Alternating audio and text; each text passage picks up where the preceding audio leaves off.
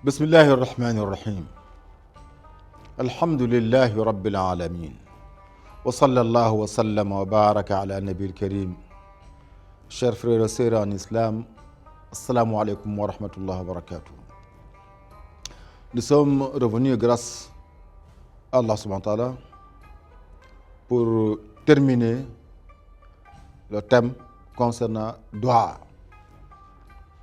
On avait campé le décor, c'est-à-dire parler, donner une définition, ensuite le Dua selon le Coran.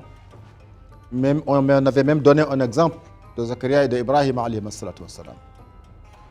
Aujourd'hui, on va traiter quelques éléments fondamentaux concernant le Dua. D'abord, les conditions. Parce que quand on s'adresse à Allah subhanahu wa ta'ala, on a le souhait que notre Dua soit exaucé. C'est ça, quand on tend les mains vers le ciel. Quand on demande, on espère que notre demande soit exaucée. Donc, on commence par d'abord le commencement. Le prophète sallallahu alayhi wa sallam, un jour, un sahaba est venu pour lui dire au prophète sallallahu alayhi wa sallam, je veux que tu invoques Allah subhanahu wa ta'ala pour que mes doigts soient exaucés. Vous voyez, le gars, ce qui l'anime, c'est que ces doigts soient exaucés par Allah subhanahu wa ta'ala. La réponse était surprenante, mais simple. Fais de sorte que ce que tu manges soit licite, que tes doigts seront exaucés. Ajib mata'amaka, atib mata'amaka, takum mustajab ad-du'a. Ça, c'est son oncle qui était venu. Je vais formuler pour... Non, c'est très simple, c'est un comportement. Donc, il n'y a pas de dérogation possible. D'abord, ça, c'est la première condition. Maintenant, le problème qui se pose aujourd'hui, mais quelle est la source de notre nourriture au quotidien? C'est halal ou c'est haram? C'est halal ou c'est haram? Ça, c'est la première condition. La deuxième condition, il faut placer entièrement sa confiance en Allah subhanahu wa ta'ala, uniquement. Il ne faut pas tergiverser. Il ne faut pas demander à Allah subhanahu wa ta'ala aujourd'hui, demain tu t'adresses à X ou à Y. Non, c'est Allah, uniquement à Allah.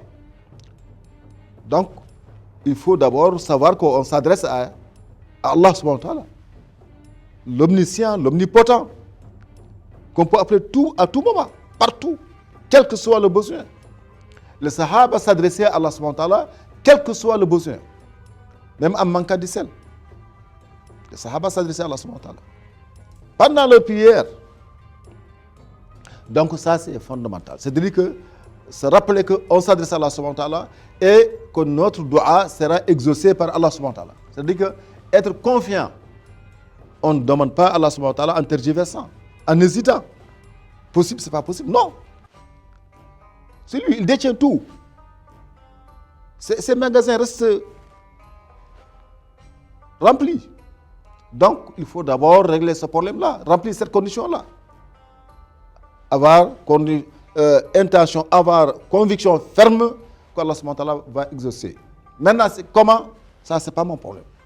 Je m'adresse à Allah subhanahu wa ta'ala, je expose mes problèmes, comment il va les régler, quand est-ce qu'il va les régler, ça, c'est pas mon problème.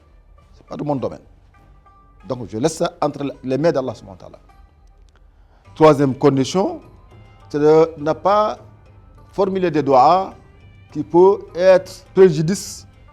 porter préjudice à quelqu'un. L'islam nous demande de tout demander à Allah subhanahu wa ta'ala, mais en respectant aussi. Si on ne peut pas prier pour les autres, mais il ne faut pas les faire mal. Vouloir les faire mal aux gens. Et ça arrive, malheureusement. Il y a quelqu'un qui se présente devant un marabout, moi fais ma ceci, fais ma cela pour... Non, un musulman, quand il tend ses mains vers Allah subhanahu wa ta'ala, c'est pour demander des biens pour lui, même pour les autres aussi. Il faut on doit avoir un cœur large. Une autre condition fondamentale, c'est de savoir le moment propice pour qu'un doua soit exaucé. Il y en a plusieurs. Entre l'aube avant la prière, c'est un moment propice. Lorsque la pluie tombe, c'est un moment propice. Vendredi, toute la journée du vendredi, mais plus particulièrement entre Asr et Maghrib, c'est un moment propice. Quand on accomplit une sorte d'adoration, une forme d'adoration, prière, jeûne de mois de Ramadan, etc., c'est un moment propice pour que notre prière soit exaucée. Mais surtout, en généralisant notre doua. Si on regarde la plupart des doigts dans le Coran, on verra que c'est Rabbana. Rabbana, c'est notre Seigneur. C'est moi qui demande, c'est moi qui s'adresse à Allah subhanahu wa ta'ala. Mais je me rappelle que derrière moi, il y a l'ensemble des musulmans. Ça fait partie des conditions fondamentales pour qu'un doua soit accepté par Allah subhanahu wa ta'ala.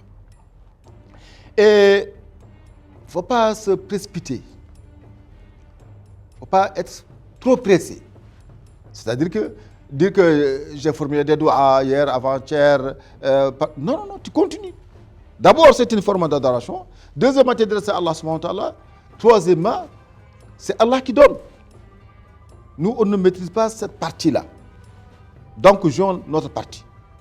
C'est de s'adresser à Allah subhanahu wa ta'ala. Le mois de Ramadan nous donne l'occasion, belle occasion d'ailleurs, pour formuler des doigts. Et surtout, au moment de rupture du mois de Ramadan. C'est un moment propice. Le prophète sallallahu alayhi wa sallam nous garantit que si on formule le doigt après avoir jeûné le mois de Ramadan convenablement, notre doua sera exaucé par Allah subhanahu wa ta'ala. Que notre jeûne et le vôtre soit agréé par Allah subhanahu wa ta'ala. Assalamu alaikum wa rahmatullahi wa barakatuh.